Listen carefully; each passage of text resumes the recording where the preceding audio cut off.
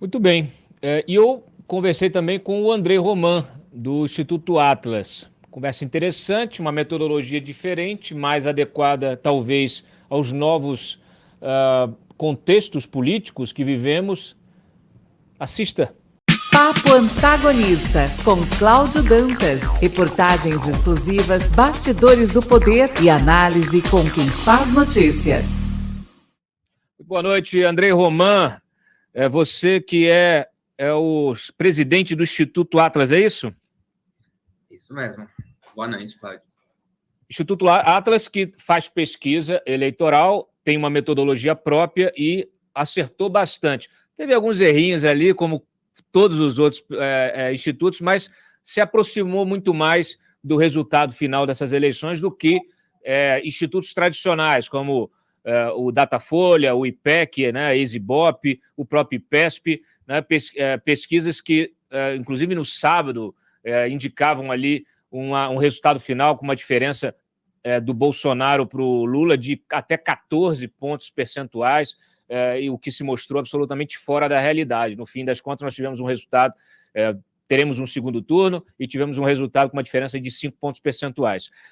Esses institutos também davam uma vitória quase certa, uma vitória em primeiro turno, e isso não aconteceu. Então, de cara, Andrei, primeiro, obrigado pela tua presença aqui no Papo Antagonista, e de cara eu queria a tua avaliação. O que está acontecendo com os institutos? Por que essas diferenças todas? É uma questão de metodologia ou tem outros fatores envolvidos aí que a gente ainda não conseguiu captar? Bom, Cláudio, antes de tudo, eu gostaria de falar um pouco sobre o desempenho da Atlas, para situar um pouco a discussão. Claro. A gente divulgou 10 pesquisas de véspera, uma pesquisa nacional e 9 pesquisas estaduais. Tínhamos também mais uma pesquisa estadual prevista que foi, infelizmente, impugnada pelo TRE pernambucano. Então, nossa pesquisa para o Pernambuco não saiu.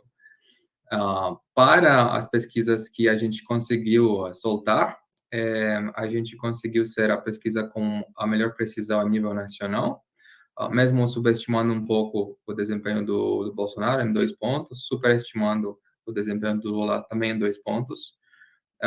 Foi a pesquisa que mais se aproximou do resultado de cada candidato. Se a gente for pegar o erro médio da pesquisa, foi o menor erro médio de qualquer pesquisa a nível nacional de véspera.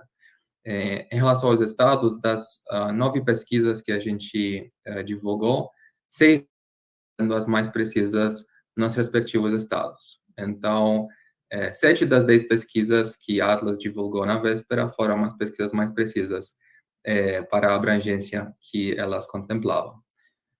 Me parece que, então, foi um resultado bom. Tivemos, sim, algumas discrepâncias. Em São Paulo, me parece que houve um movimento bastante forte de última hora de eleitores do Rodrigo Garcia, que antecipavam que o Tarcísio ia estar no segundo turno com o Haddad e querendo fortalecer o Tarcísio na disputa com a esquerda, acabaram migrando no final. Acho que foi aí um movimento de voto útil neste sentido. No Rio Grande do Sul, onde o candidato do PT tirou votos o Edgar Preto tirou votos do Eduardo Leite na última hora, basicamente. Acho que, de forma geral, também no Rio Grande do Sul, a gente subestimou o voto bolsonarista, é verdade. Então, acho que isso foi um erro da pesquisa. E no Rio de Janeiro, onde, apesar de a gente ter antecipado muito bem a corrida presidencial, subestimamos o Castro. Sinceramente, me parece que o resultado do Rio foi muito impactado por voto de máquina política, ou seja, coisas que não são tão fáceis de capturar com a pesquisa. Mas, de forma geral, estou bastante satisfeito com o nosso desempenho. Agora, em relação ao que explica, de maneira geral, a discrepância das pesquisas, da média das pesquisas com o resultado, eu diria que são coisas que a Atlas já, assim, compartilhou no espaço público, a análise que a gente compartilhou no espaço público há mais de um ano. Acho que em abril de 2021, a Atlas soltou uma nota que está até hoje disponível no site da Atlas, com pontos sobre a metodologia de calibragem amostral depois da retomada das coletas presenciais de Datafolha, quando a gente comentou sobre a superestimação sistemática do segmento que ganha até 2 salários mínimos, segmento este que nas amostras do Datafolha ao longo deste ciclo representou sempre mais de 50% das amostras e que pelos dados da PNAD contínua não representa mais de 35% da população adulta do país. Esse é um ponto que a gente vem fazendo desde abril de 2021. Além disso, vou ter envergonhado, acho que cada vez mais a gente está vendo que as pesquisas erram por conta de um contexto de polarização política, onde certos eleitores sentem algum tipo de timidez, vamos dizer, em termos de declarar realmente o posicionamento que eles terão no final na eleição, no contexto das pesquisas da Atlas conduzidas com coleta web, esse efeito simplesmente não existe, porque a pesquisa está conduzida em uma situação de pleno conforto, plena anonimidade para o respondente. Deixa eu te interromper, porque você está tocando num ponto que é fundamental para a nossa conversa. Primeiro, eu quero destacar a tua metodologia. Então, por isso que eu estou fazendo aqui essa pausa para chamar a atenção do meu espectador.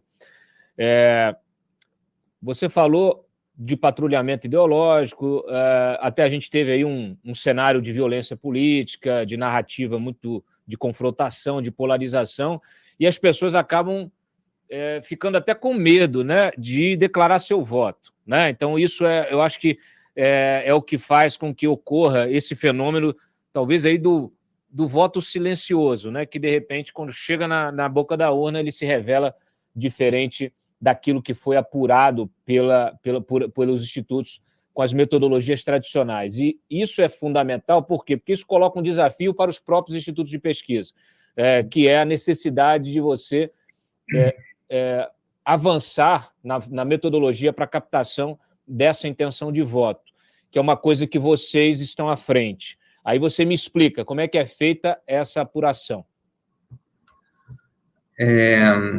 Então, a Atlas calibra as amostras com mais critérios de representatividade do que as pesquisas tradicionais.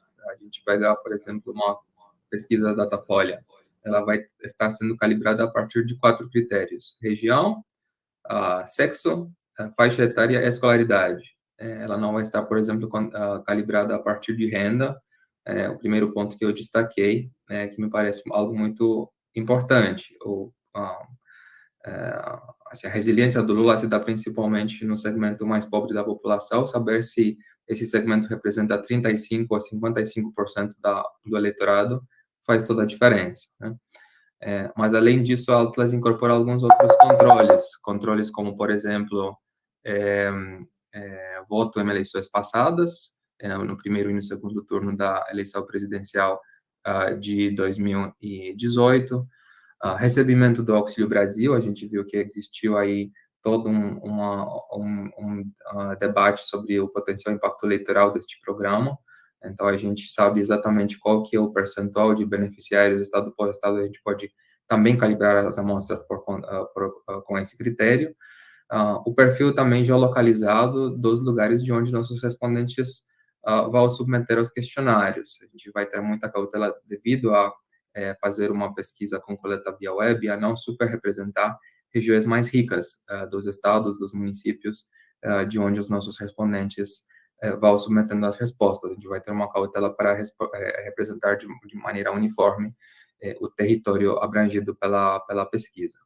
Eu acho que seriam, assim, mais ou menos esses os controles que a gente tem. Também tem controles de segurança para prevenir qualquer tipo de tentativa de manipulação dos nossos dados. A gente tem identificadores únicos para os questionários, ninguém pode responder a pesquisa mais de uma vez, ou pior, compartilhar a pesquisa numa rede social para que todo mundo possa também participar. São questões que a gente calibrou ao longo do tempo e que permitiram que a Atlas, antes desse resultado, não é o nosso primeiro resultado de destaque, a Atlas teve resultados, eu diria, até mais importantes.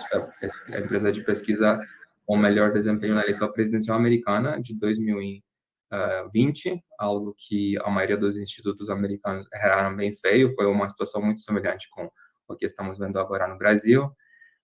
3 ciclos eleitorais consecutivos na Argentina, a eleição colombiana, o plebiscito no Chile. Uma das coisas muito boas sobre a nossa metodologia é que a gente tem uma grande liberdade em termos de fazer essas pesquisas em qualquer lugar do mundo. Ela é uma metodologia que funciona para fazer pesquisa no Brasil. Sim, é fundamental essa mudança de paradigma. Você citou exemplos, a própria eleição americana, muito parecida com a nossa em termos de ambiente polarizado e de patrulhamento ideológico e de violência política. Então, são ambientes que são reproduzidos hoje em vários países, né? E é isso. Então, são novos contextos políticos, novos contextos eleitorais, e as metodologias antigas não parecem ser suficientes para lidar com esses novos desafios. Eu queria chamar a atenção aqui, porque tem alguns casos, vocês também erram naturalmente, mas eu queria falar dos acertos. E tem um caso que me chamou a atenção aqui, que é o caso da Bahia.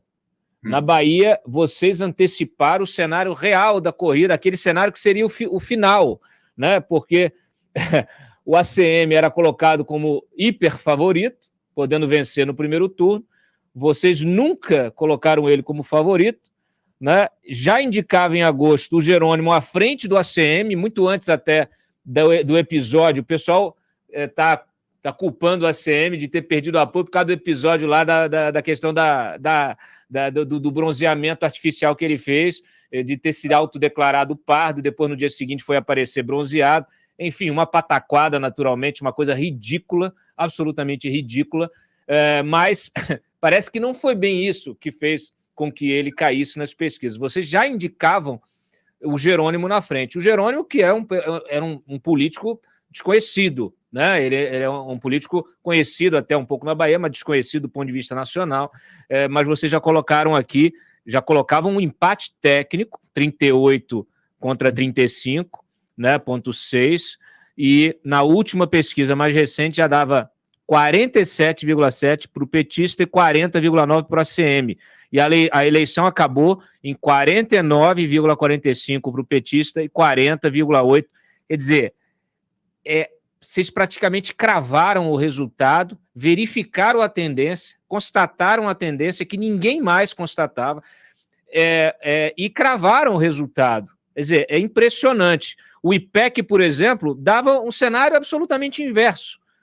E o Datafolha uma distância ainda maior. Quer dizer, é inacreditável, né? Um negócio assim é sui generis. Eu estou muito feliz com o nosso resultado na Bahia, evidentemente. As pesquisas de véspera dos nossos concorrentes indicavam uma vitória de primeiro turno do ACM, então nem era ele estar na frente, mas é que ele ia ganhar uma diferença gigante no primeiro turno. E o que aconteceu foi que o Jerônimo, por 0,6%, não ganhou no primeiro turno. Então, justamente o oposto. Mas o que aconteceu na Bahia nem é tanto uma diferença metodológica, do meu ponto de vista. O que aconteceu na Bahia foi uma decisão muito acertada do nosso lado de construção de questionário, que a gente optou por identificar o Jerônimo e todos os candidatos como seus devidos partidos, sabendo que, no contexto da Bahia, a identificação junto com o PT faz toda a diferença, porque o petismo na Bahia é muito mais forte do que a nível nacional. Existe um voto enraizado de pessoas, de eleitores, que simplesmente, ao apertar o 13, independente do nome ou de quem é o candidato, né, eles têm uma identificação muito forte com o partido, com o Lula e também com os seus principais líderes na Bahia, o Rui Costa, o atual governador, e o Jacques Wagner, o governador anterior. Então, se vocês forem, por exemplo, olhar assim, em mais detalhe as pesquisas, teve uma pesquisa da Datafolha que fez uma pergunta assim, com qual certeza você votaria no candidato do PT para o governo do estado? E deu o resultado dessa pesquisa, divulgada no mesmo dia de uma pesquisa Atlas, 38%. Na pesquisa Atlas, Jerônimo pontuava justamente 38%. Então, me parece que nesse caso da Bahia, o erro dos nossos concorrentes, no caso da Datafolha e Ibope, nem foi tanto metodologia, mas uma escolha errada de questionário. Ok. Eu queria uma avaliação sua do cenário de Minas. Me parece que Minas, vocês fizeram ali a análise, fizeram o acompanhamento de Minas, como fizeram toda a região sudeste. Só que Minas, ela tem uma característica, ela acabou, o cenário eleitoral mais complexo, mais completo até, ele se mostrou muito complexo, porque você tem o Lula vencendo no plano nacional, o Zema sendo reeleito governador em primeiro turno, e depois candidatos proporcionais, tanto majoritário proporcionais, candidatos para o Senado e candidato para a Câmara, candidatos bolsonaristas. Inclusive, nós tivemos o deputado federal eleito com maior votação da história, que foi o Nicolas, a maior votação da história de Minas e do Brasil. Quer dizer, uma coisa realmente surpreendente, né? O senador também foi um senador bolsonarista, outro deputado, o Engler, também foi reeleito, o Cleitinho para o Senado. Então, assim, você tem para o Congresso candidatos bolsonaristas, você tem para o governo estadual o candidato do Novo, que foi reeleito, o Zema, que não declarou apoio ao Bolsonaro e nem ao Lula, ficou independente, e no plano nacional você tem o Lula. Aí duas perguntas para você. O que explica isso na tua visão? Você que faz esse monitoramento do comportamento do eleitor, né? O que explica essa situação? E peraí que eu estou com o meu celular aqui. O que explica? Como é que a gente deve analisar esse comportamento, esse resultado final? O que explica esse cenário tão complexo? E a segunda pergunta: como é que vocês conseguiram medir essas nuances ou ainda não foi possível entrar nesses detalhes para candidaturas mais para o Congresso, candidaturas proporcionais? A nossa pesquisa de Minas acabou sendo talvez a mais precisa de todas. Acho que a margem de erro foi de menos de 1 ponto percentual para todos os candidatos. E o que a gente observou lá, nesse contexto de voto cruzado Lula e Zema, é que simplesmente existe um legado que as pessoas consideram muito positivo, tanto do presidente Lula para o estado de Minas, quanto também da atual gestão estadual. O Zema vem sendo avaliado como um governador excelente, com uma taxa de popularidade, uma taxa de aprovação muito alta. E por mais que as pessoas entendem que eles fazem parte de grupos políticos distintos, eles não se incomodam com isso em matéria de voto. Minas, assim, o estado de Minas tem um legado nesse sentido, não é a primeira vez que isso acontece. A gente lembra muitas eleições em que o PT vencia a eleição nacional e o PSDB conseguia emplacar o governador. Isso aconteceu várias vezes. Minas é o quintessential swing state, assim, o estado que sempre está mais próximo de virada, por ser uma síntese do Brasil, um estado sempre muito competitivo que geralmente antecipa quem vai vencer a eleição em nível nacional. Isso se dá por conta das características do estado, sendo aí na fronteira entre as grandes regiões e sendo um estado tão grande, tão populoso e tão diverso, né?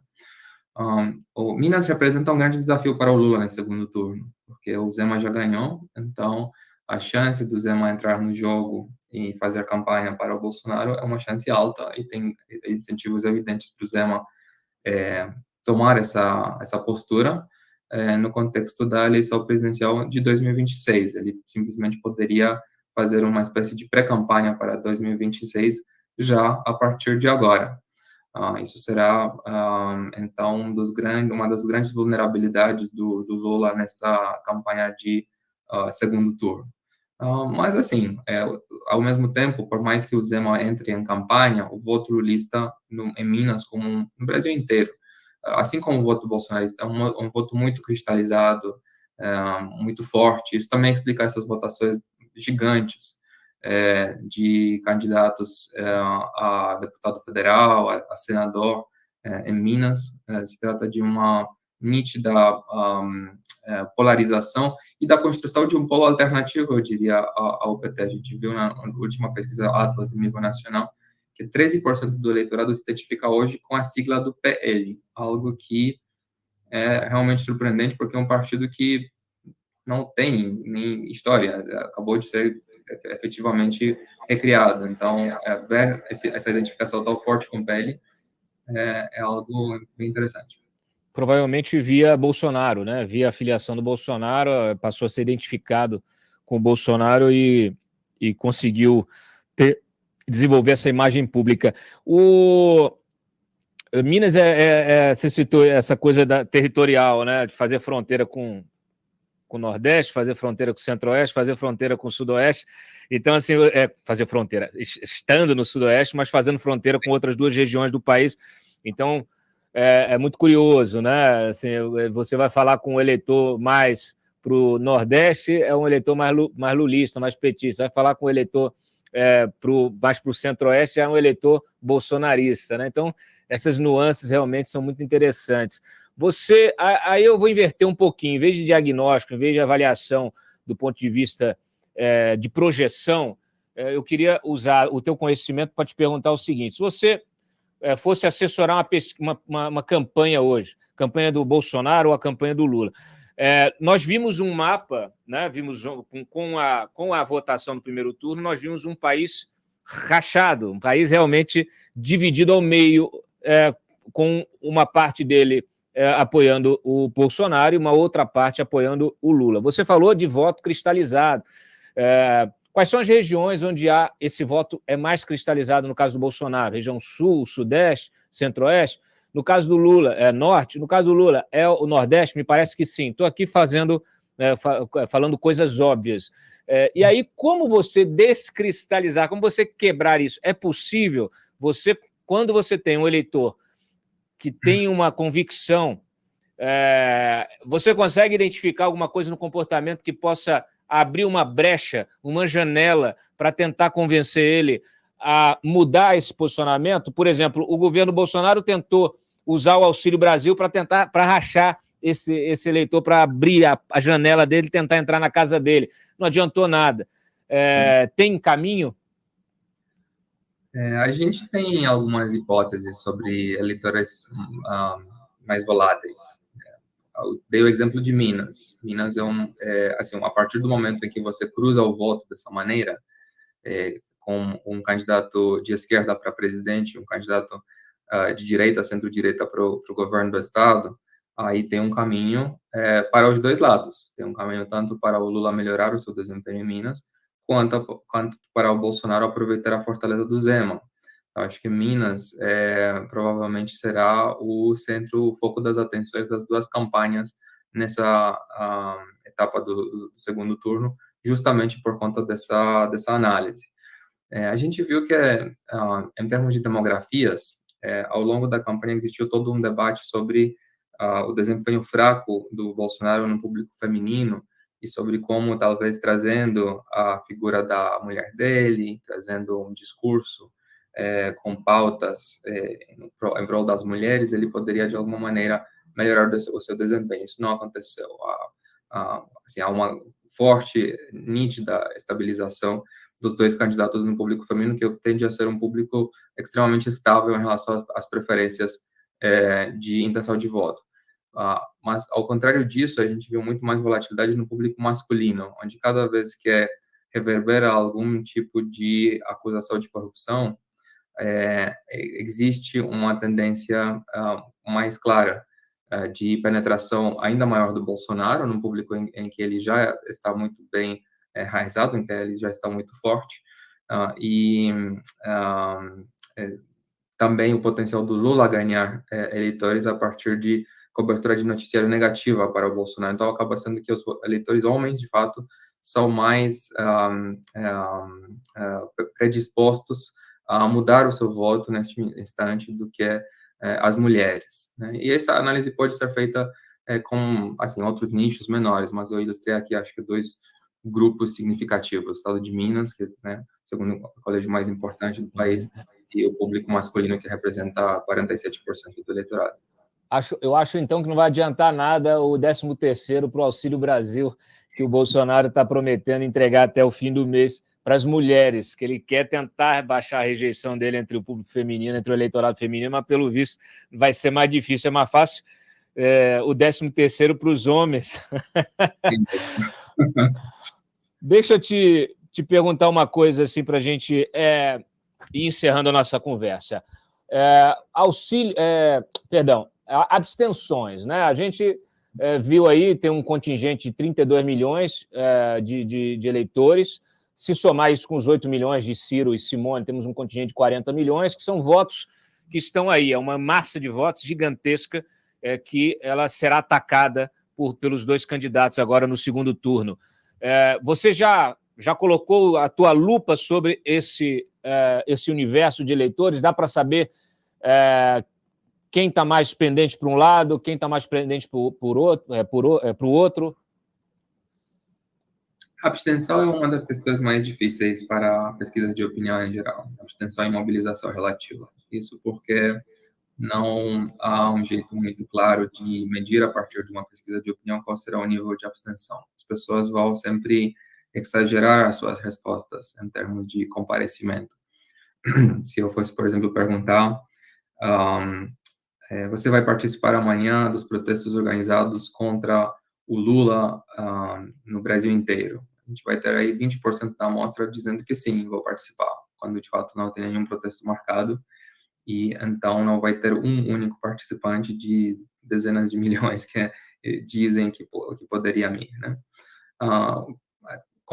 Comparecimento no dia da votação é algo semelhante. As pessoas declaram uma coisa e o padrão de abstenção, comparecimento vai ser distribuído de uma maneira muito mais caótica do que as respostas podem indicar na pesquisa. Então, acaba sendo algo que é muito mais útil ser feito a partir de modelagem probabilística, com regressão, a partir de dados históricos, assim, e aí você pode considerar diversas métricas, padrões em eleições anteriores, até indicadores de engajamento em rede social, interesse por eleição, medido de diversas formas. Eu não diria que nesse contingente que não votou existe uma nítida fortaleza do Lula ou do Bolsonaro. Eu diria que é muito importante para as duas campanhas obtiverem pelo menos o mesmo nível de mobilização que eles tiveram no primeiro turno.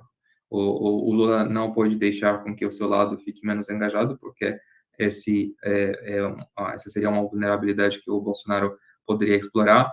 E no caso do Bolsonaro, para que ele possa, na margem, aumentar o seu desempenho, ele teria que ter uma mobilização ainda mais forte do que ele já conseguiu no primeiro turno, e não foi pouca mobilização, como a gente viu.